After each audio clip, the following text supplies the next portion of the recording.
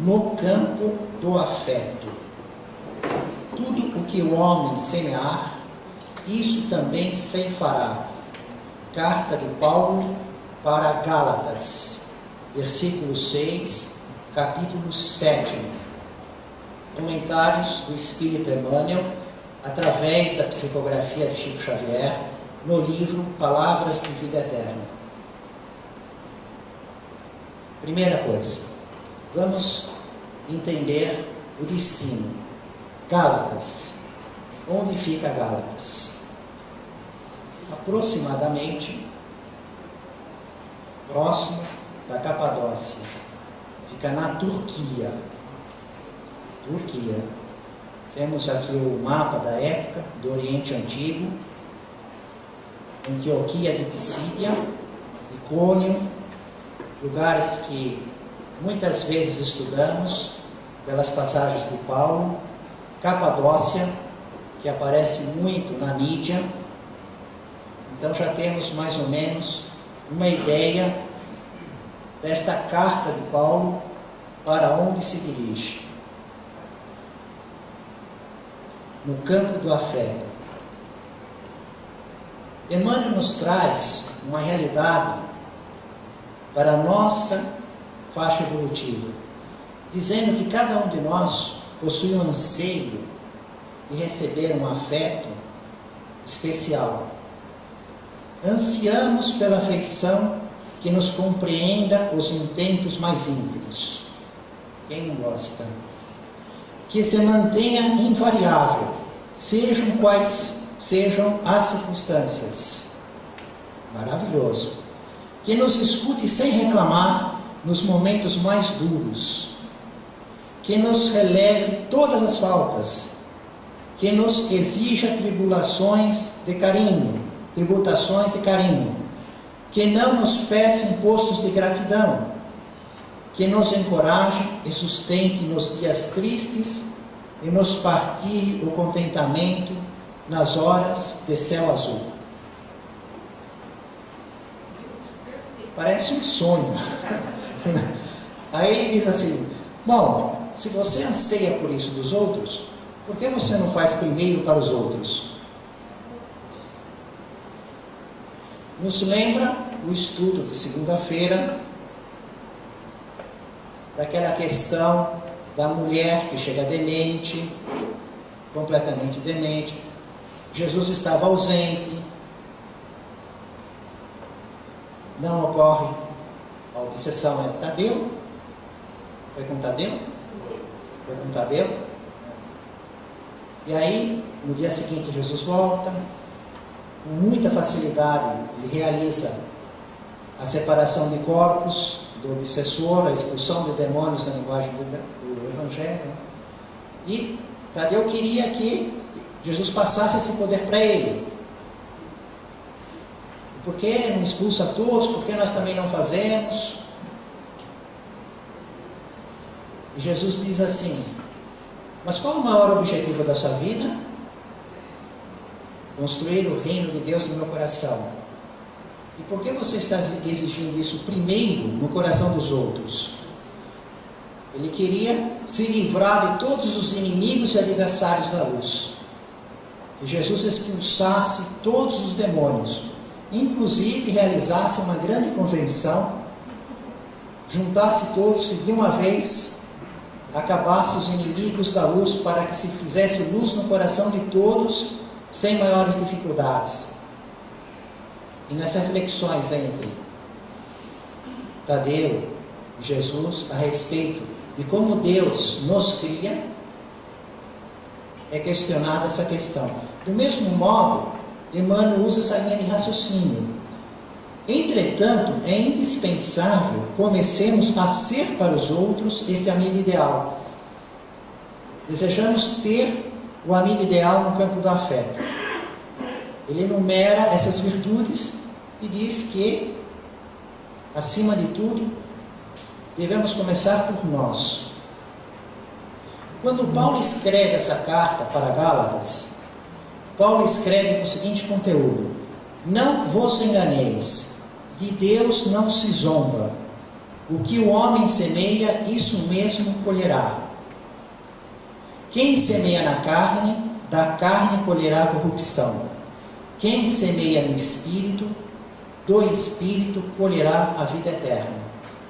De modo que ele desenvolve o conteúdo raciocinando, refletindo entre as coisas terrenas e más e as coisas espirituais e boas, relacionando que cada um colhe o que semeia.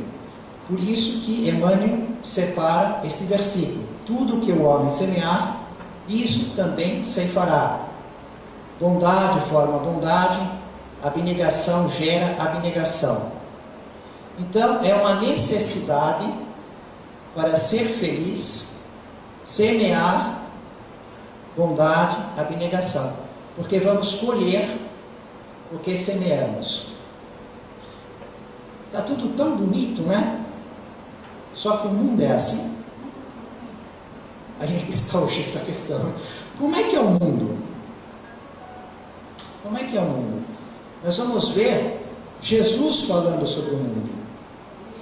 E aí complica tudo, né? Vamos para o Evangelho de João, no versículo 18 a 27, capítulo 15. Na última ceia, no cenáculo, Monte Sião, na casa de 2 andares. Aquele lugar, tivemos muitas lições. Quando estivemos até 2 vezes. A primeira vez, era no limite do horário, só entrou uma parte do grupo. E aí a outra parte que ficou de fora, não pôde entrar na sala do cenáculo, lamentou muito o atraso, porque eles só deixam entrar X pessoas por vez e fecham a porta.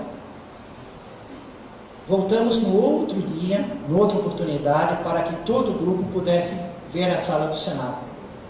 E na primeira oportunidade, estavam aproximando do horário que eles tinham que observar, descanso e tal, então estava ficando deserta a cidade.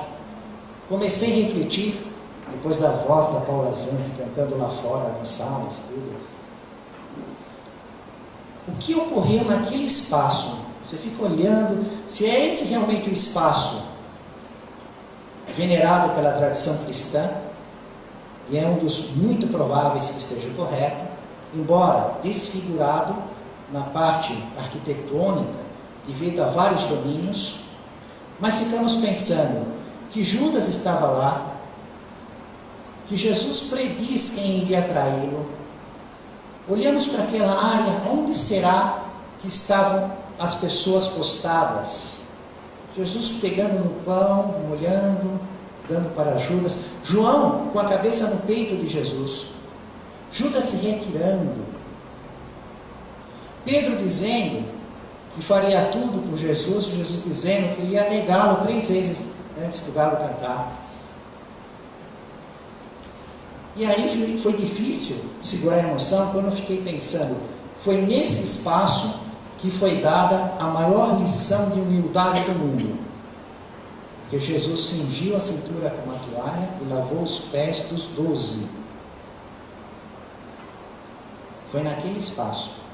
E foi nesse espaço também que Jesus vem nos falar algo compatível com o que estamos estudando, no campo do afeto, das nossas relações.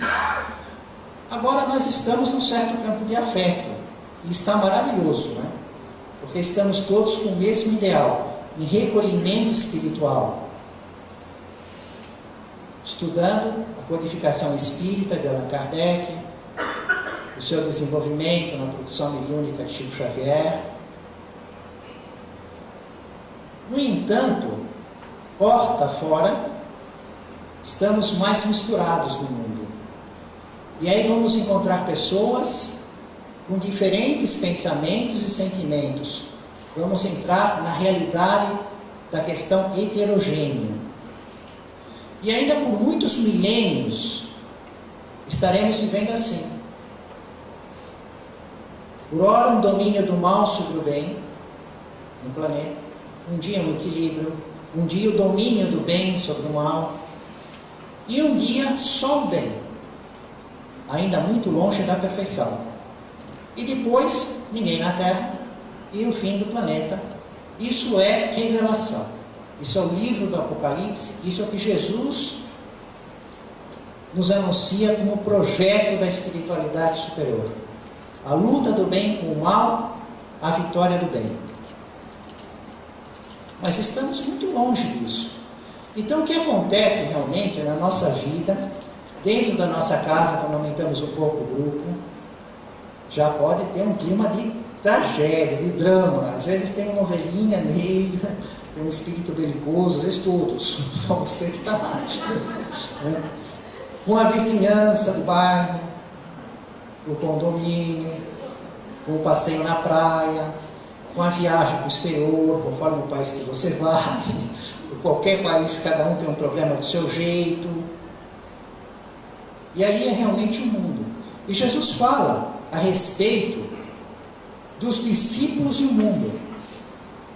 Ora, cabe aqui para Paulo, que escreve a carta para Gálatas, ele é um dos discípulos, cabe para todos em Gálatas, a igreja, aquele grupo de pessoas que recebiam a carta de Paulo, que iam estudar aquilo, outras igrejas iam copiar, cabe para nós, discípulos, estamos estudando o Evangelho. Então a gente está falando da nossa realidade, do nosso mundo também, os dois, né?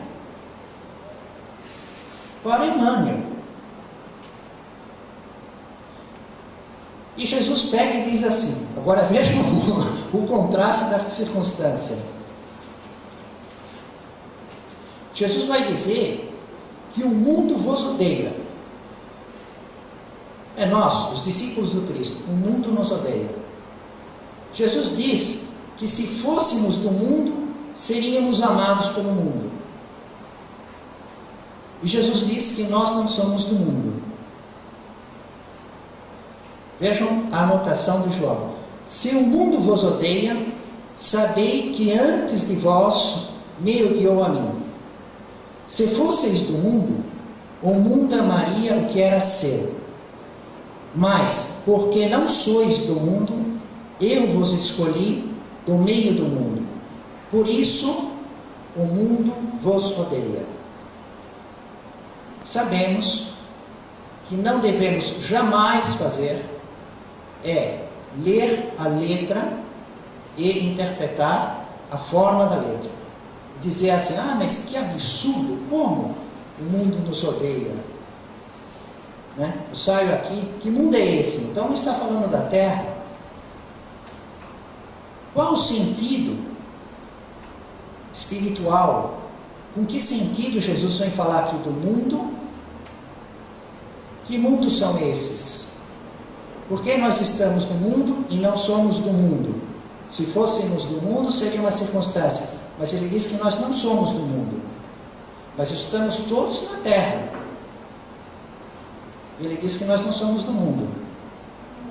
Vejam, Paulo, na carta para Gálatas, vimos agora há pouco, que ele escreve, nos vários versículos, que Emmanuel isola este versículo para estudo, mas é nesse contexto, quem semeia na carne, da carne colherá a corrupção. Quem semeia do Espírito colherá a vida eterna. Então existe o mundo da carne, existe o mundo do Espírito. Existe o mundo da corrupção, existe o mundo da vida eterna. Na realidade está tudo misturado. As pessoas que vivem para a carne, materialistas, desobedientes da lei de Deus, rebeldes, nos vícios, no egoísmo, no orgulho. Este é o mundo, que é a maioria, o domínio do mal. E existe um mundo daqueles que estão vivendo em espírito para a vida eterna. Então os discípulos, os verdadeiros discípulos, né, são aqueles que vivem essas virtudes. O mundo que ele fala, da humildade, da caridade, a ausência dos vícios, a busca do desenvolvimento do saber, do conhecimento. Logo, eles não são do mundo comum. E são odiados, são adversários. Lembrai-vos da palavra que vos disse: o servo não é maior do que o seu senhor. Se a mim me perseguiram, também vos perseguirão. Se guardaram minha palavra, também guardarão a vossa. Mas tudo isso farão a vós por causa do meu nome, porque não conhecem aquele que me enviou. Teoricamente, fica um pouco vago, né? Está um pouco neblina. Agora vem o sol. Vamos limpar isso, vamos ver claro. Vê aonde? Vamos ver no próprio Evangelho. Vamos deixar claro, esse mundo que vos odeia, esse mundo que vos persegue, que perseguiu a ele, que ele ainda avisa: olha, se foi a mim, será com vocês também. Mas quando ele fala desse mundo espiritual, desse mundo com vocês também, temos que ver que é aquele que realmente vive essas virtudes, está no caminho, guardadas as proporções. Porque senão nós estamos no mundo da carne. E como vivemos numa mistura de erros e acertos, aí cada um se coloca no mundo correspondente, responde para a sua consciência para se classificar. Mas Jesus foi recebido na entrada de Jerusalém pela multidão de uma maneira festiva, porque pensavam que ele era o Messias.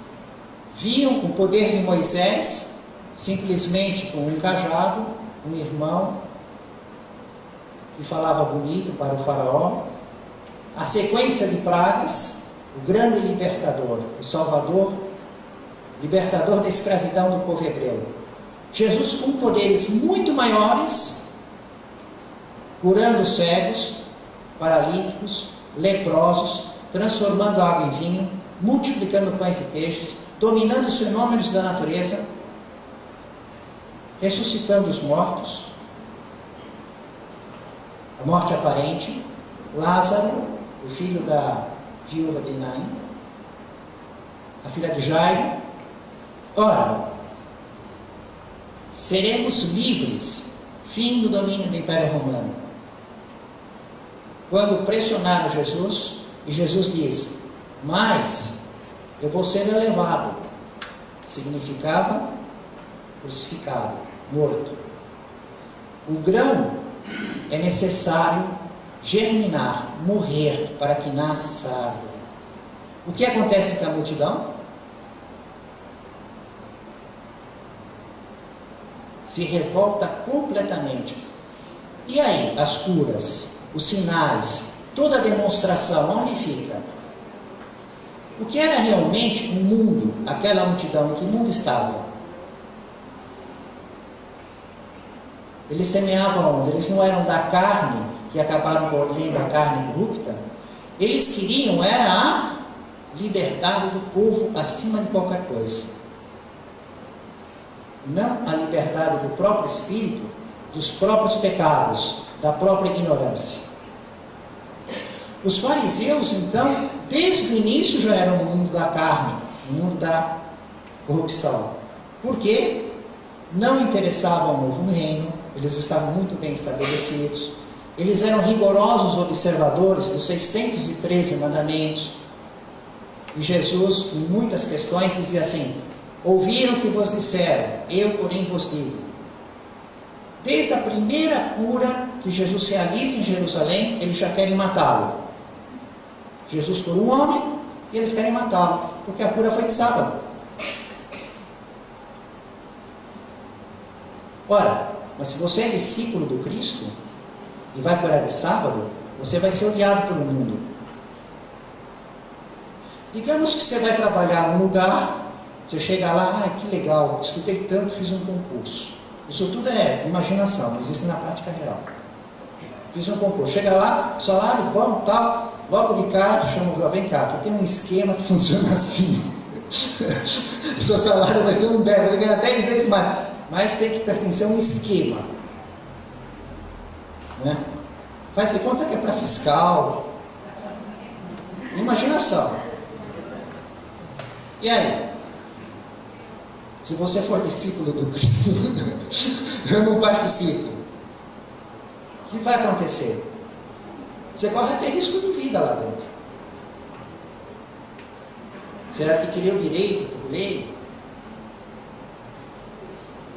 Precisa dar mais exemplo? Podemos andar para frente, né? Acho que já ficou claro, mas já está até ardendo. O sol dispersou tanta neblina que já está até ardendo. No próprio Evangelho, nós vamos ver o porquê essas coisas acontecem. Estudamos várias vezes a questão de Nicodemos, que não compreende a reencarnação, e Jesus, por 3 modos diferentes, explica a reencarnação. Mas o que estamos interessados agora não é na reencarnação, mas na terceira tentativa que Jesus faz para explicar para Nicodemos a questão da reencarnação. Tem um detalhe que é muito importante, que vem fundamentar por que tudo isso ocorre. Por que toda essa dificuldade? Como é que esses 2 mundos vivem dentro do mesmo mundo, a carne e o espírito? Então, é na terceira tentativa, Jesus diz assim, para Nicodemos: assim como Moisés exaltou a serpente no deserto, assim é preciso que o Filho do Homem seja exaltado, para que todo aquele que nele crê não pereça, mas tenha a vida eterna. Olha que interessante, Jesus diz que tem gente que crê, mas vai perecer. Crê, mas morre. E não é a morte carnal.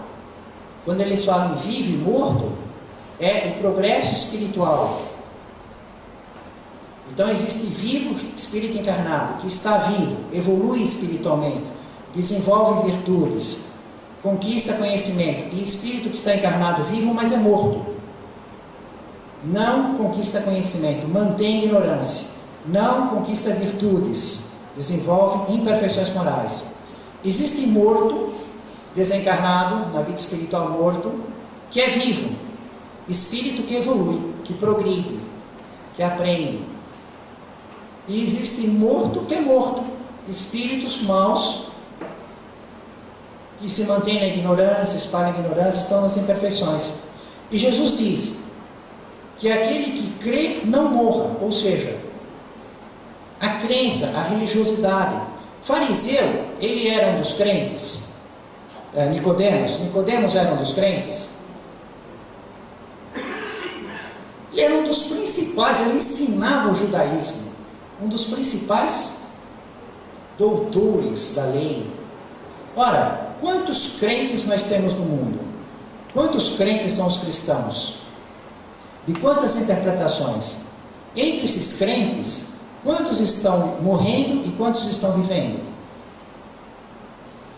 Vai no presídio e faz lá a pesquisa. Naqueles que mataram, naqueles que fazem tráfico de droga. Crê em Deus? Creio. Crê em Jesus? Creio. Dá um esmagadora. Mas você mata. Você faz o tráfico de droga sabendo que você arrasa a vida das pessoas? Crê, mas morre. E Jesus diz isso para Nicodemos: eu tenho que ser exaltado, para aquele que crê não morra, para aquele que crê viva, porque quem não morre vive. Espiritualmente é um morto vivo, ou está evoluindo ou não, né? Mas o que é essa serpente exaltada no deserto?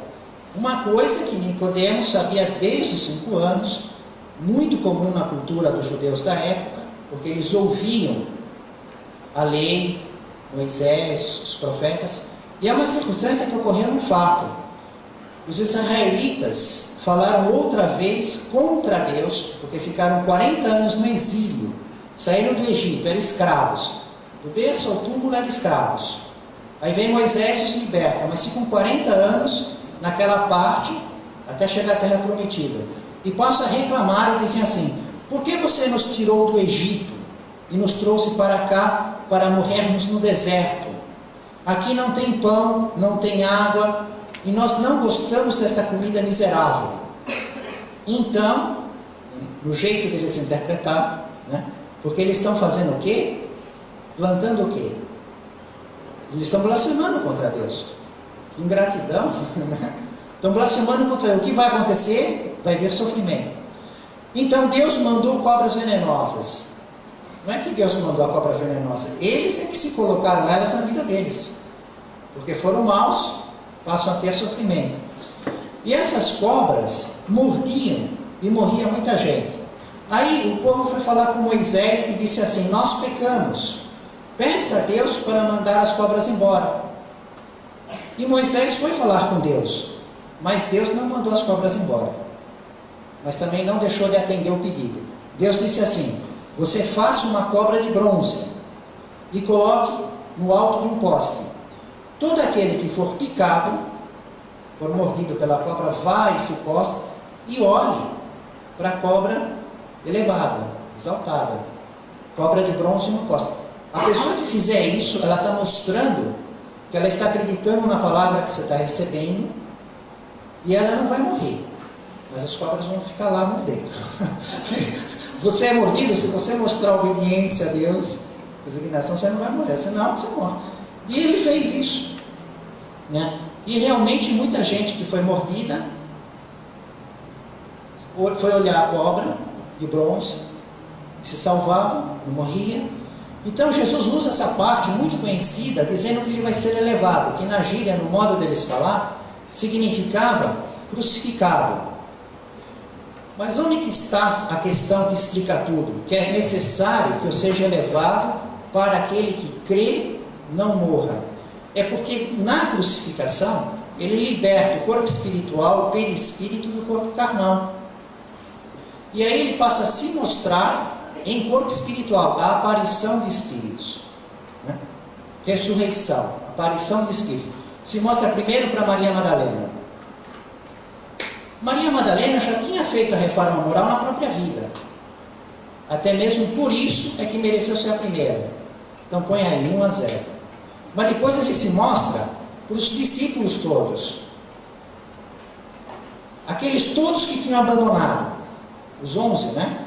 Primeiro estava sem Tomé, porque Judas se suicidou. Era 12, tirou Judas. Ficou 11.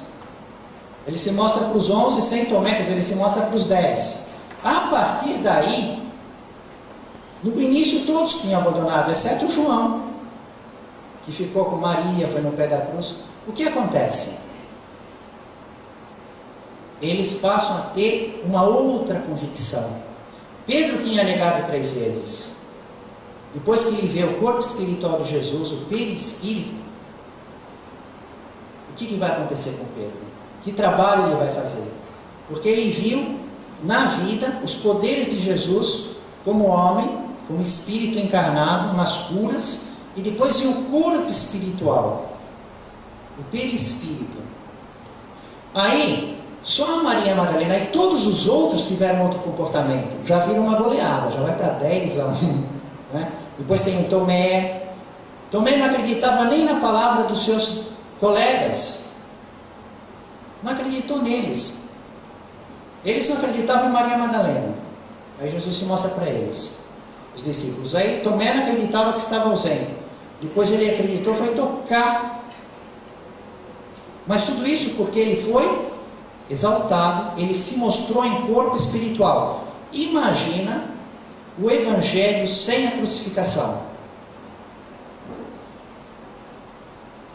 Só teria Maria Madalena. Cadê a fé dos outros? Se Jesus fosse ter morte natural, cadê a raça, aquela coragem, aquela fibra e determinação de divulgar o evangelho, fazer as igrejas tudo o que fez? Pedro e todos os outros, foi porque houve a aparição no momento adequado. Eles eram preparados para isso. Não é qualquer pessoa também que visse e aí já haveria a transformação. Não. Tem pessoas que não precisavam ver. Maria Madalena foi só na conversa, no raciocínio, ela mudou a vida dela inteira. Mas os outros foram necessários. O próprio Paulo, né? Não era Saulo? Não foi no caminho de Damasco? Aí ele já vinha em condições sentimentais, checando que algo estava errado com a sua filosofia. E aquele ideal de Moisés tinha algo errado, não é? E aí, quando aquilo estava preparado, porque ele via nos cristãos o objetivo que ele tinha que conseguir, com aqueles que seguiam Moisés, ele não conseguia, ele estava confuso. Aí Jesus aparece, e é justamente essa parte mais difícil. Toda vez que ia falar da ressurreição, da aparição, era muito difícil das pessoas compreenderem, porque achavam que era alucinação, que era imaginação. Então, Jesus diz para Nicodemos que era necessário para que ele se mostrasse em corpo espiritual. E o que acaba ocorrendo com a codificação espírita? Allan Kardec nos traz a prova, e Chico Xavier, no seu desenvolvimento, é tão forte, é tão contundente, é tão fantástico nas suas provas, produção mediúnica do Chico Xavier nos livros, naqueles detalhes que são conferíveis e que estão adequados, e nos mostra de modo muito claro a necessidade de fazer o bem para ser feliz. Então aí é que vem o X da questão, né? A pessoa que realmente viu, né, exaltado, viu o Espírito, convive nessa realidade, e depois ela tem que tomar a decisão na sua vida, naquele concurso que nós falamos, em qualquer aplicação na família, na sociedade, porque ele sabe o que está ocorrendo no próprio corpo espiritual.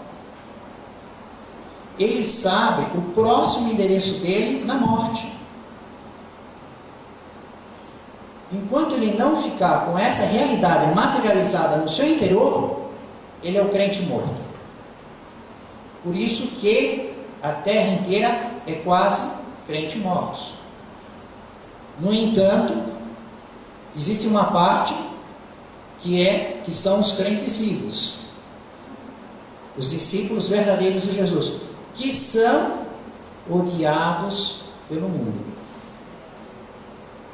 Porque tendo esta postura, a sua atitude causa problemas nos que te cercam. A humildade, o desapego às coisas materiais, a honestidade, a bondade, né?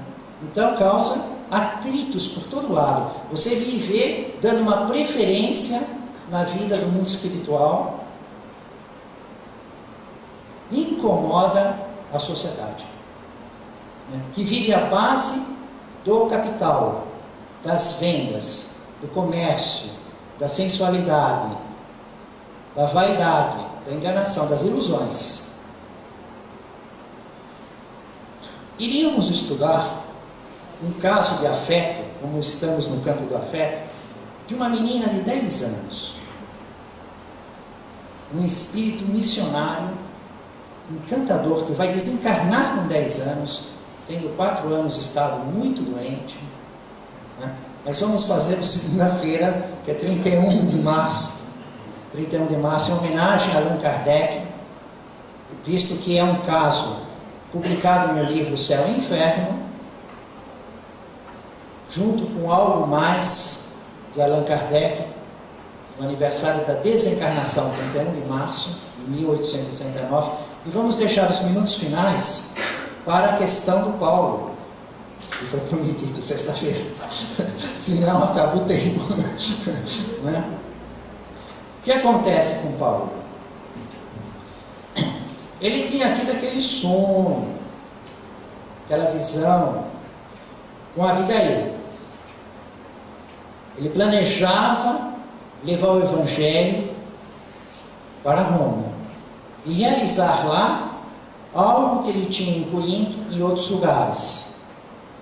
Uma reunião de pessoas afins que leem um trecho da vida, o ensino de Jesus, comentam realizam as reuniões mediúnicas, dão a palavra para os espíritos, fazem tratamento espiritual e trabalho de auxílio material para os carentes.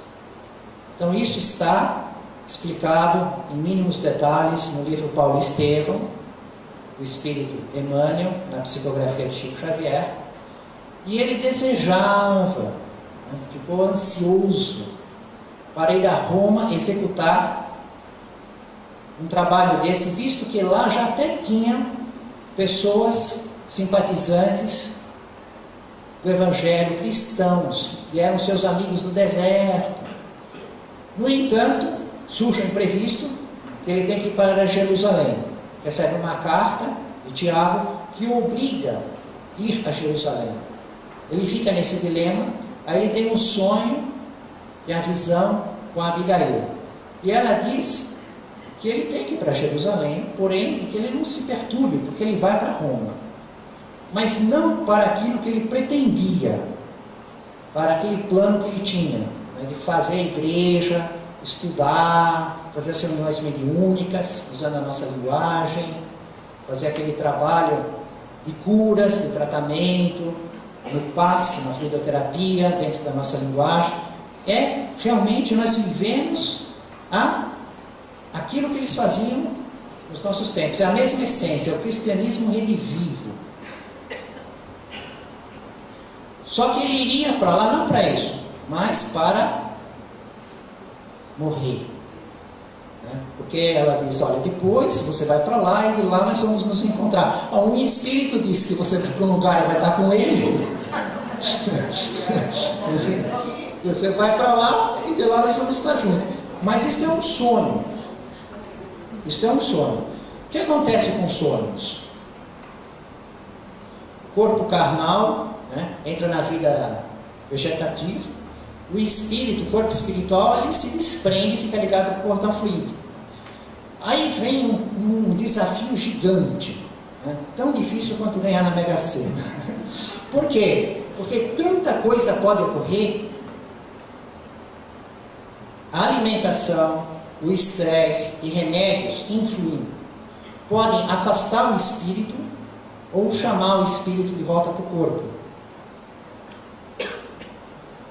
O espírito ele pode entrar numa luta, né? Por exemplo, muito cansado, o corpo quer que ele dorme.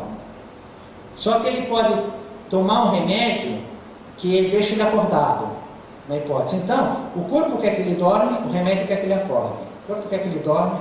Aquele despertador que você está tocando, aquele ruído em casa, de pessoas fazendo barulho, você está acordando, mas o corpo está cansado, o espírito fica vai, vem. Então ele muda na vibração material. Porque à medida que vamos dormir, nós vamos aumentando a intensidade de vibração do corpo espiritual. E vamos andando nas dimensões materiais. Simplesmente isso. Dormir, nós levamos o corpo espiritual a andar nas dimensões materiais. É uma viagem na dimensão material. Não paga nada, não pega avião. Todo mundo faz. Na morte é um pouco mais esticado e não tem volta. De tal maneira que já é um jeito de morrer. Já, como é que é morrer? Você não dorme todo dia? Dorme um pouco mais. Depois você já se vê lá, em vez de acordar aqui, né? Às vezes quando ganha a consciência lá, o corpo já morreu, que é o normal. É muito raro o espírito assistir o último momento do próprio corpo. O corpo vai quebrar com ele longe. O que por outro lado é muito bom. A gente não está vendo nada, não está nem sabendo. Às vezes sempre um tranco. Então existem muitas descrições dos espíritos. Isso não é imaginação minha. Isso é livro, isso é o Inferno de Allan Kardec. Isso é Revista Espírita de Allan Kardec. Isso são mais de 400 livros de Chico Xavier. Isso também é conferência nossa nas poucas reuniões mediúnicas em relação a todo esse trabalho, mas também porque também passa pela nossa frente aí por mais de uma década e damos uma espiada nisso acontecendo. É desse jeito mesmo. Então, quando temos o sono, pode ser que a gente olhamos para o próprio cérebro e vamos ver aquelas imagens da memória do cérebro carnal. Pode ser que vamos ver a memória do cérebro, do corpo espiritual, do perispírito. Porque recordar é uma inteligência que lê um arquivo, só isso. Tem um arquivo no cérebro carnal e tem outro arquivo no corpo espiritual, no perispírito. Ler arquivos no computador a gente tem uma ideia, precisa estar de um certo modo, uma certa velocidade. Por isso que nós esquecemos as vidas passadas, porque elas estão no corpo espiritual, no perispírito. E quando vai nascer, durante a vigília, essa condição deixa rodar muito baixo o corpo espiritual, a memória, roda muito baixo, roda, vamos por a 500 por hora, um número qualquer. Teria que estar rodando a 5.000 para você ler a vida passada. Então, quando um espírito quer mostrar para um outro espírito ali, para ele ver cenários de 2, 3 vidas passadas, ele aumenta a velocidade naquilo. Ele vai lá, localiza o registro, aumenta a velocidade, aí aparece para ele vê o passado dele. Né? É isso. Então a pessoa pode ver o cérebro, ver o próprio espírito, pode entrar em contato com o espírito, e esse espírito pode ser mentiroso, esse espírito pode falar a verdade, esse espírito pode fazer criações fluídicas. Outro problema é que às vezes os espíritos querem nos dar uma mensagem e não tem termos, porque assim não existe no nosso idioma, no nosso jeito de entender os cenários, as realidades do mundo espiritual são diferentes. É como se fôssemos falar da nossa vida para as pessoas na época do Cristo, voltasse para lá e fosse falar que nós estamos estudando o Evangelho, falamos por microfone. Como é que eles vão entender isso, né? Que de repente toca o celular de alguém, atrapalha, né? Que grava, vai para o YouTube. Que realidade eles vão entender isso daí? Mas teríamos que usar os símbolos da época e trazer por alegorias, um jeito desse, uma essência. Também nem tudo é permitido. Existe um limite na lei natural, né, que protege o sigilo da informação. Existem muitas circunstâncias. E também o espírito, é difícil fazer uma interpretação. Nesse caso mesmo, né? Quando ela fala que ele vai para Roma, não do jeito que ele quer, que ele planeja, mas na vontade de Deus, e a partir daí eles vão estar juntos, quer dizer, ele vai morrer. Ele morre logo em seguida. Quanto tempo passa, quanta coisa vai tomar, ele morre em Roma. O sonho estava perfeito, mas também não no conteúdo que ele imaginou. Foi de uma outra maneira, teve uma série de coisas que foram acontecendo, de curvas e tal. Então realmente é muito difícil. Mas ele ficou convicto e a partir daquele instante, todo o resto da vida dele, ele já fala com essa condição. Ele vai preparando tudo, vai se despedindo. Tudo que vai acontecendo que ele não previa, naquela perseguição dos judeus. Ele podia morrer em Jerusalém, aliás, queriam matá-lo em Jerusalém. Chamavam ele para lá para matá-lo. No fundo, a intenção era essa. Colocaram uma desculpa, depois outra, e aí já cercaram ele para matá-lo. Tudo aconteceu, mas ele acabou sendo levado até Roma, no processo, diante do imperador, para ser executado lá. Mas não com os detalhes, como ele imaginava. Naquele sonho, o objetivo, a essência foi aquela, mas não daquilo. Bom, então nesse contexto ele passou a viver se despedindo, e é onde nós estamos.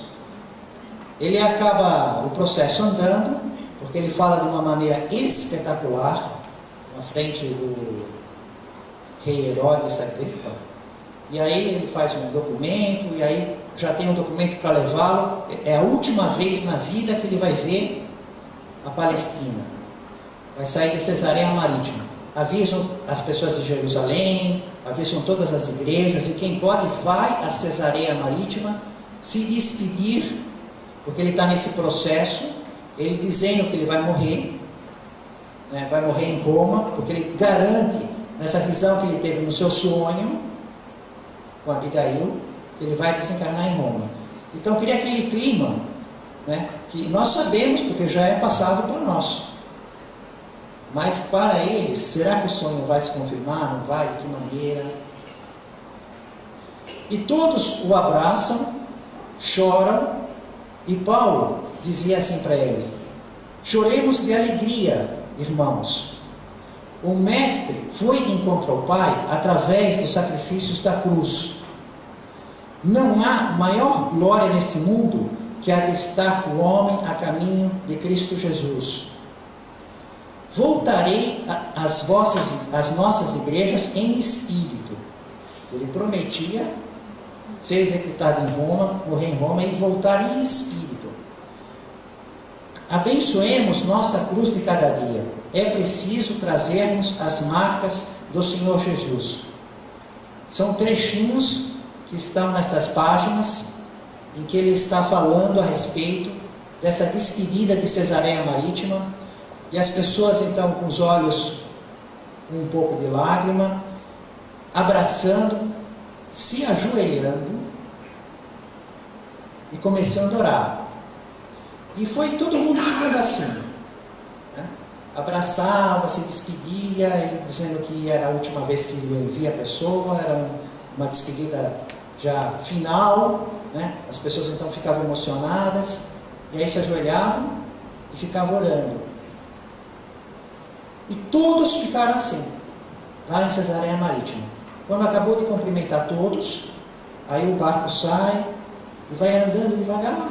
Imagina naquela época, né? O mar estava calmo, e eles ficam assim, eles ficam ajoelhados, genuflexos, os olhos marejados, em oração. E vai diminuindo, porque vai se afastando do barco, ele vai diminuindo a visão. E ele vai lembrando tudo aquilo que aconteceu com ele naquele lugar. Desde a infância, dos seus sonhos, das suas ilusões, dos seus projetos, da noiva.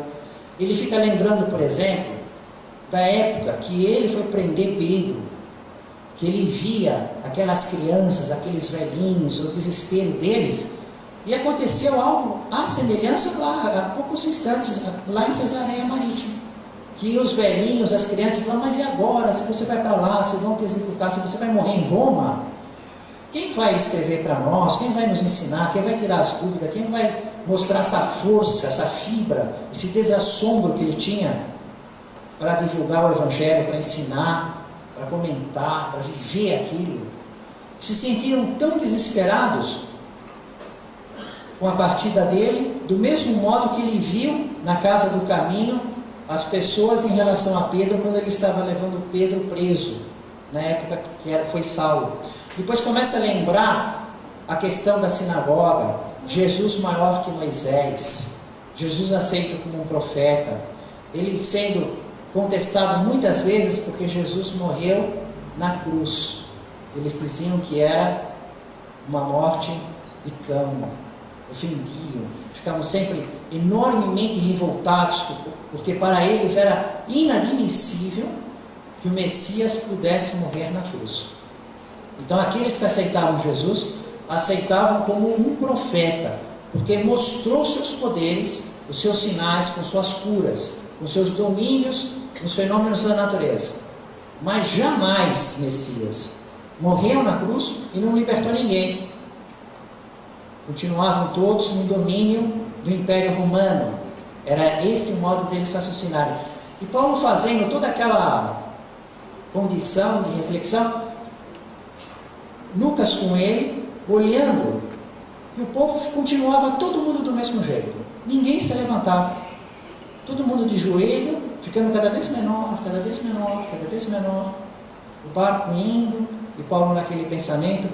Então Lucas diz assim para Paulo, que poucos fatos o haviam comovido tanto em toda a sua vida. Lucas diz, olha, eu já vi muita coisa emocionante, mas como isso, né, o barco afastando, e todo mundo de joelhos, orando, o barco ficando cada vez menor, e ninguém se levanta e vai embora.